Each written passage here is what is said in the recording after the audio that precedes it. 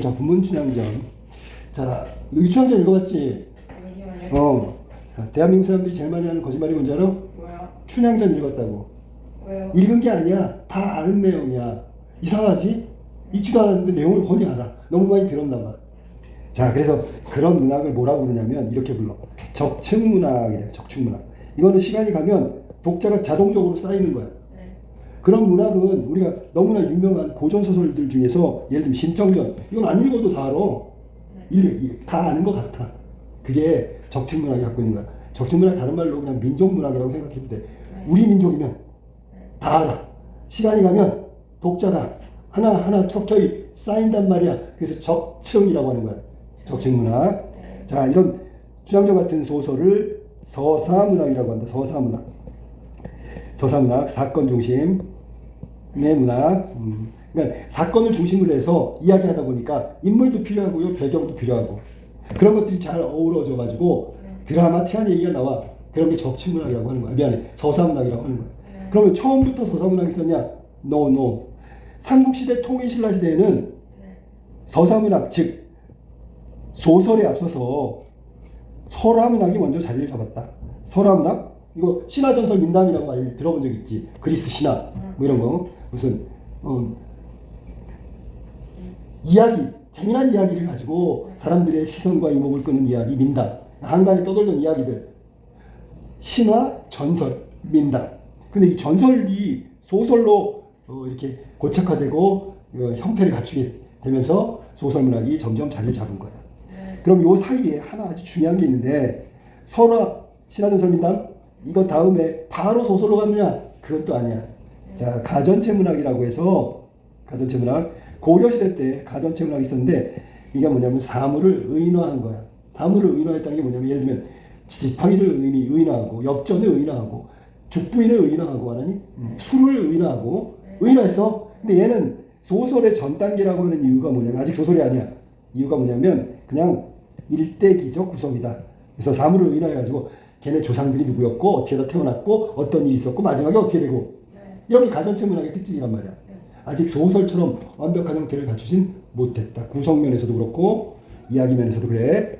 이야기의 다양성을 따진다면. 그래서 설화문학인 신화전설 민담이 가전체 고려의 가전체 문학을 바탕으로 해갖고 디딤돌로 해가지고 나중에 소설, 고전소설이 만들어진다. 그리고 또 하나는 뭐냐면 고전소설 전에 판소리처럼 판소리가 있었어. 요 판소리가 발전한 소설들이 있는데 한 5개 정도 돼. 우리가 잘 아는 거야. 뭐 예를 들면 흥부전, 이거는 방위설화 이야기에서 나온 소설이란 말이야. 뭐 심청전도 있고요. 지금 배우고 있는 춘향전도 그렇고 전부 다 그런 식으로 해서 이런 발전 단계를 거쳐서 소설로 정착했다. 판소리계 소설은 판소리적 성격과 즉 운문이지. 운문과 산문의 결합 형태야. 그러다가 소설처럼 산문으로 굳어진 거죠. 그런데 소설 중에는 고전소설 중에는 중간에 삽입시, 운문 형태의 시가 삽입되는 경우도 있어. 이거는 이제 반대로 된 거지. 산문 속에 운문이 들어간 거고 판소리계 소설은 운문과 산문이 결합된 형태다라고 생각하면 돼. 그 다음에 인물 면에서 따진다면 이런 고전소설의 인물은 전형적 인물이라고 해서 어떤 신분을 대표하고 뭐 어떤 능력을 대표하고 뭐 이런 출중한 외모, 뛰어난 지학, 지능 이런 아주 전형성을 가진 훌륭한 사람들이 다 주인공이야. 그런데 이게 한참 지나고 난 다음에 현대소설은 아주 다양한 인물들이 주인공으로 나온다. 바보가 주인공이 될 수도 있어. 못생긴 추녀가 주인공이 될 수도 있어. 현대소설의 특징이라고 보면 돼. 왜냐하면 현대사회가 너무나 다양한 사람들이, 다양한 인물들이, 다양한 사건들이 존재하기 때문에 옛날의 고전소설처럼 전형적 인물로 그 이야기들을 다 풀어낼 수 없기 때문에 입체적 인물이고 동시에 다양한 인물이 주인공으로 등장하게 된다. 자, 그래서 우리가 오늘 배울 것은 춘향전. 아까 얘기했던 고전소설의 대표적인 작품이고 판소리계 소설이라고 불러. 판소리계 소설 이렇게 생각하면 돼. 자, 그 다음에 판소리계 소설 나오기 전엔 설화가 있어야 될 거 아니야? 설화. 자, 그러면 판소리계 소설이기 때문에 미안해. 갑자기 심청이가 생각났냐? 춘향가 판소리죠. 이게 소설되면 춘향전. 우리가 왜 춘향전이야? 그러면 여기 춘향이가 누구냐면 신원설화라고 있어. 신원설화. 신원설화가 뭐냐면 억울한 원통함을 풀어주는 것을 말하는 거야. 그래서 춘향가가 바로 그런 신원설화에서 발전해서 춘향가. 판소리야 이건 판소리. 이 판소리가 판소리계 소설 춘향전. 그 다음에 마지막에는 신소설, 새로운 소설에 신소설이 나오는데 이름이 뭐냐면 잘 들어봐. 춘향전하면 떠오르는 동물이 뭐야? 강아지. 아니 미안해. 동물이 아니지. 흥부전이 동물이지. 그럼 춘향전 하면 떠오르는 짤이 뭐야? 짤. 밈이 뭐야? 감옥에 갇혀있는 춘향이 맞죠? 옥중화. 옥중화라 해서 감옥 속에 피어있는 꽃. 그 누군데? 춘향이. 그럼 춘향전에 밈을 만들면 감옥에 칼 차고 이렇게 머리 푸른 다음에 앉아있는 춘향이 모습. 이게 어쩌면 춘향전의 어떤 모티브가 될 수도 있다니까. 그래서 이런 신소설이 등장한다. 저기 개작인데 사실은 춘향전을 모티브로 해서 비슷하게 만들어 놓은 거죠. 이래서 설화에서 중요한 건 설화에서 판소리계 개통이라는 뜻이야. 소설, 판소리계 소설 그리고 나서 신소설로 이어진다. 이게 일종의 계보라고 생각하면 돼. 자, 우리나라 사람들은 누구나 읽었다고 하는데 실제로는 안 읽었어. 근데 다 알고 있어. 이게 춘향전이야. 자, 당연히 주인공 춘향이 제목에 들어가 있지요. 이 춘향전의 내용을 보면 사랑하는 얘기야, 애정소설, 좀 다른 말로 하면 염정소설이라고 하는 거야. 이게 사랑 얘기야, 러브스토리. 그 다음에 아까 있듯이 판소리에서 왔으니까 판소리계 소설이라고 불러야 되겠죠. 판소리계 소설. 첫 번째, 두 번째 애정소설, 염정소설. 세 번째 시대상으로 하면 당연히 고전소설이 되겠죠. 자, 이 춘향전을 서사문학이기 때문에 우리가 제일 많이 따라줘야 되는 게 인물, 사건, 배경이란 말이야. 이걸 또 모르면서 작품을 이해할 수 없단 말이지. 자, 여기서 중요한 거 인물, 사건, 배경. 배경, 시간적 배경은 조선 후기라고 보면 돼. 공간적 배경은 전라도 남원이 되겠지. 남원. 지금도 미스 춘향을 뽑잖아, 남원에서. 자, 그 다음에 시험에서 자주 나오는 게 뭐냐면 이런 거야. 이 소설 춘향전의 주제가 뭐야? 그러면 당연히 죽음도 갈라놓지 못한 사람, 뭐 아니면 영원한 사람. 이게 사랑 얘기란 말이야. 러브스토리니까. 그러니까 여기서는 제일 중요한 게 신분을 초월했다. 신분을 초월한 뛰어넘는 사랑. 이게 첫 번째 주제야. 그냥 누구나 아는 주제란 말이야. 그럼 여기에 춘향전에 숨겨져 있는 주제가 있어. 그게 뭐냐면 탐관오리. 재물만 밝히고 백성을 가혹하게 뭐랄까 그 학정이라고 그러지? 막 학대하는 그런 탐관오리에 대한 저항 혹은 탐관오리의 숙청 없앤단 말이죠. 이런 것들을 갖고 있는 민중의식 이게 살짝 숨겨져 있는 주제라고 보면 돼. 이 글을 읽으면서 그런 포인트로 초점으로 책을 읽을 수도 있어. 그 다음에 보편적으로 이게 제일 많이 나오는데 여성의 방 이건 너무 국한적이죠. 인간의 방이죠.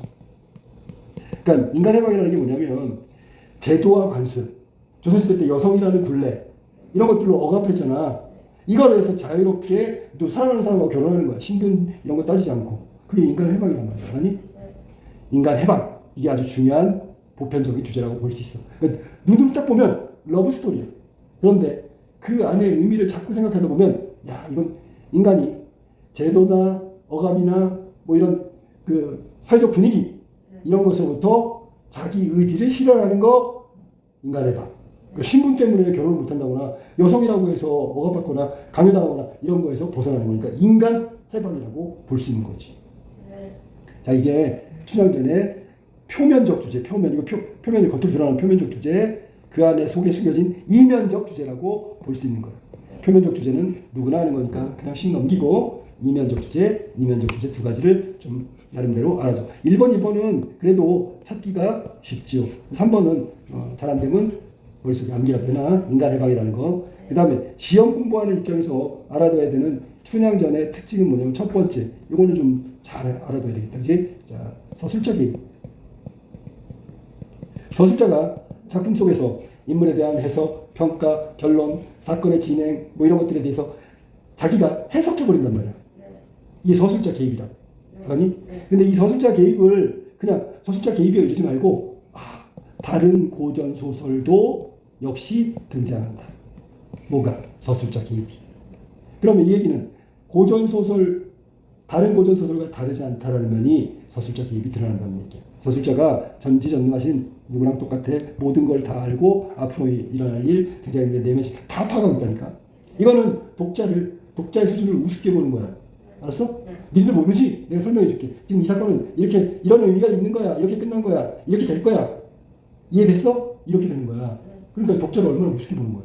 그런데 과거 조선시대 때 그 전에 소설들이 왜 이런 독자를 우습게 봤냐? 당연하지 않겠어? 문맹이 많았잖아. 이런 넷플릭스 같은 거를 접해보지 못했잖아. 내가 그랬잖아. 이런 건 옛날에 넷플릭스랑 똑같다고. 밤에 할 거 없으면 겨울밤 뭐해? 이런 거 읽으면서 울기도 하고 웃기도 하고 나도 이런 사랑을 해야지 뭐 이런 거 똑같아. 자, 그러면 이 소설의 특징, 판소리의 소설답게 산문과 운문이 결합했겠죠. 산문은 뭐냐면 줄줄줄 이야기하는 거, 운문은 뭐냐면 창하는 거야. 소리꾼이 노래하잖아. 그러니까 음보에 딱 맞춰서 한단 말이야. 자, 그 다음에 한자어가 계속해서 등장한다. 한자어의 등장. 왜? 이거 대상이 춘향이가 양반이거든. 아, 미안해. 이몽룡이 양반이고 춘향도 글 공부를 한 기생의 딸이잖아. 그러다 보니까 한자어가 나오고요. 한자어가 나왔다는 얘기는 이런 뜻도 돼. 일상어면 일반 민중을 독자로, 한자를 썼다는 건 양반 사대부 그들도 독자로 편입시키고자 하는 의도가 있다고 볼 수 있겠지, 그지? 그래서 이런 걸 뭐라고 하냐면 확장적 문체라고 한다. 확장됐어. 그냥 한글로 돼 있어가지고 일상어만 쓰면 일반 민중을 대상으로 하잖아. 그런데 거기서 머물지 않고 한자어까지 그 안에 결합시킨 거, 확장시킨 거.